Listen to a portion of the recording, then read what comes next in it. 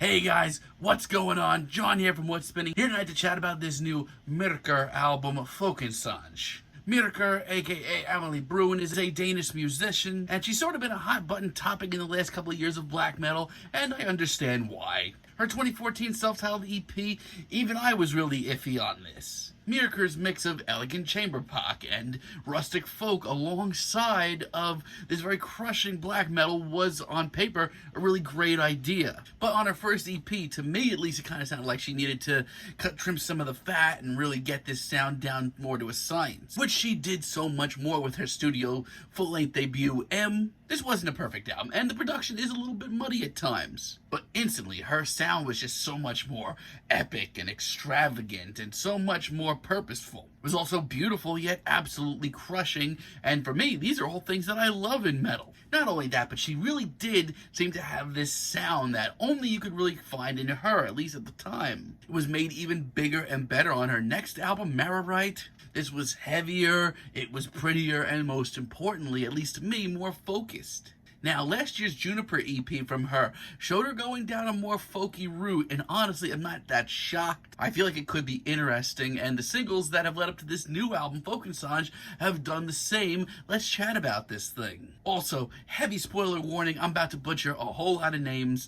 Sorry in advance. This album starts off with Ella, and right off the bat, let's just address the gigantic elephant in the room. This album is not a metal album as her music has been for years. No, it's not black metal or any other kind of metal, it's just straight up folk music. However, most of the characteristics of her early work still do carry over in a weird way. This is a very strong opener, it's very suspenseful, very dark of a folk tune. And Amelie's vocals over the years, I swear, have only gotten better. It's very rustic, it's very traditional as well. And when some of the other instrumentals kind of work their way in slowly, things get pretty majestic and wild. And the backing vocals are to die for. And no, this is probably exactly the opposite of where I expected Amelie to go, but here we are, and if this is the kind of track we're getting, this isn't that bad. Up next we have Folkesange Amorous. This one is a little bit more upbeat and seemingly even more traditional in the folk sense. Once again, this is so far from the direction that I thought that Amelie would go in. Hell, moments like this don't even come off nearly as dark. It's still quite beautiful and oddly cinematic, and that really reels me in still. I mean, sure, part of me is kind of feeling like I'm about to sit through one of the most unpleasant scenes in Midsommar, but this is the sort of old-school, rustic folk track with Amelie at the helm that I actually really enjoy. Amelie's brand of folk continues to be very, very convincing,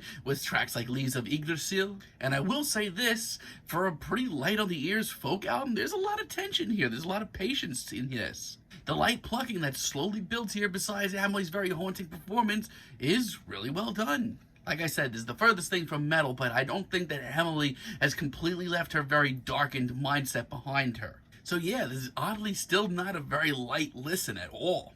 Ramond is up next, and I really hate to bring up Midsommar again. That hammer scene is still in the back of my mind, but just hearing these instrumentals right off the bat really do pit a pit in my stomach. It's just so eerie and twisted. This might be a lighter album and far from a metal album, but it's still very, very dark. And her performance, once again, is just so chilling, but her voice, God, it's so powerful, makes this very memorable. However, I will say this, while I dig a lot of tracks like this album really does need to step it up, shift a little, because it can very easily get one-dimensional. And sadly, while most of this album is very compelling, there are a lot of one-dimensional moments on here, and it's these moments where I gotta tell you, I miss her freaking metal days so much. Tor E. Helheim, my God, a 7-minute track. This is not really a good one. I mean, the opening notes here are pretty unbelievable. Right off the bat, these instrumentals are very alarming. But for me, I don't know, I feel like this track's a little bit too straightforward. It's more of what we've heard, but this time it's just